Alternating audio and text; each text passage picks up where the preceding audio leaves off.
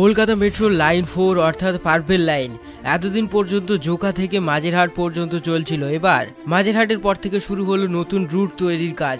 আপনাদের জানিয়ে রাখি, কলকাতা মেট্রোর পার্পেল লাইন এর যে রুটটি রয়েছে সেটি হলো জোকা থেকে সরাসরি এসপ্ল্যানেড পর্যন্ত। এতদিন পর্যন্ত জোকা থেকে মাঝেরহাট পর্যন্ত রুট তৈরি করে যাত্রী পরিষেবা অলরেডি শুরু হয়েছে। এইখানে আপনাদের জানিয়ে রাখি, জোকা থেকে মাঝেরহাট পর্যন্ত সমগ্র মেট্রো লাইন মাটির ওপরে ফ্লাইওভারের মধ্য দিয়ে তৈরি করা হয়েছে। দীর্ঘ জটিলতা কাটিয়ে এই মেট্রো এবার মাটির মধ্যে প্রবেশ করবে। ভিক্টোরিয়া মেমোরিয়ালের সুরক্ষা এবং ফোর্ট উইলিয়ামকে সামনে রেখে গোটা দেশের নিরাপত্তা সমস্ত কিছু মাথায় রেখে কলকাতা মেট্রো আবারও মাটির নিচে প্রবেশ করতে চলেছে। দেশের বিভিন্ন প্রান্তে এমনকি শহর কলকাতার বেশ কিছু মেট্রো রুটে মাটির ওপর দিয়ে অর্থাৎ ফ্লাইওভারের মধ্য দিয়ে চলাচল করে।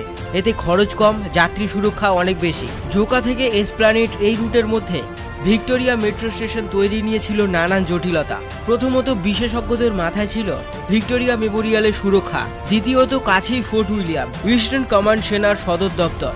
সেক্ষেত্রে মাটির ওপর দিয়ে মেট্রো গেলে ভিক্টোরিয়া মেমোরিয়ালের ক্ষতি হতে পারত। একই সঙ্গে ফোর্ট উইলিয়ামের গোপনীয়তা ভঙ্গের আশঙ্কা থেকে যেত। সেজন্যই ভিক্টোরিয়া মেমোরিয়াল মেট্রো স্টেশনটি মাটির নিচে তৈরির কথা ভাবা হয়েছে। সমস্ত জটিলতা কাটিয়ে শুরু হলো ভিক্টোরিয়া মেমোরিয়াল মেট্রো স্টেশনের কাজ। ভিক্টোরিয়ার কাছেই মাটির 14.7 মিটার নিচে তৈরি হবে প্ল্যাটফর্ম। ভিতরে অর্থাৎ মাটির তলায় স্টেশনের দৈর্ঘ্য হবে 325 মিটার। থাকবে 8টি স্কেলেটর এবং 6টি লিফট।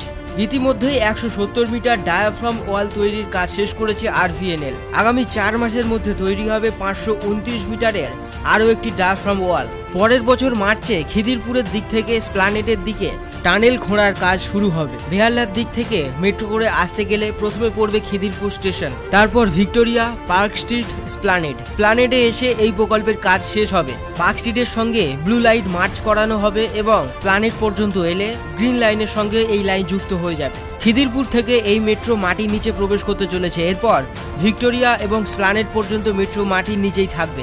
এই খিদিরপুরের দিক থেকেই আগামী বছর মার্চে টানেল খোঁড়ার কাজ শুরু হবে এবং যার জন্য 2টি টানেল বোরিং মেশিন ব্যবহার করা হবে, যা আনা হচ্ছে জার্মানি থেকে। খিদিরপুরে সেন্ট থমাস স্কুলের কাছে সাব তৈরির কাজ চলছে, সেখান থেকে শুরু হবে টানেল খোঁড়ার কাজ। এছাড়া ভিক্টোরিয়া মেমোরিয়ালে যাতে কোনো ক্ষতি না হয় সেদিকে নজর রাখবেন আইআইটি মাদ্রাজের বিশেষজ্ঞরা।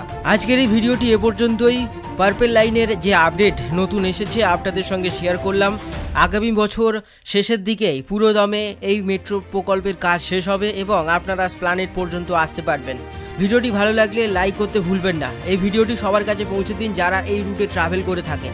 চ্যানেলে নতুন হয়ে থাকলে অবশ্যই সাবস্ক্রাইব করে নেবেন কলকাতা মেট্রোর এই ধরনের আরও ইনফরমেটিভ তথ্য পেতে।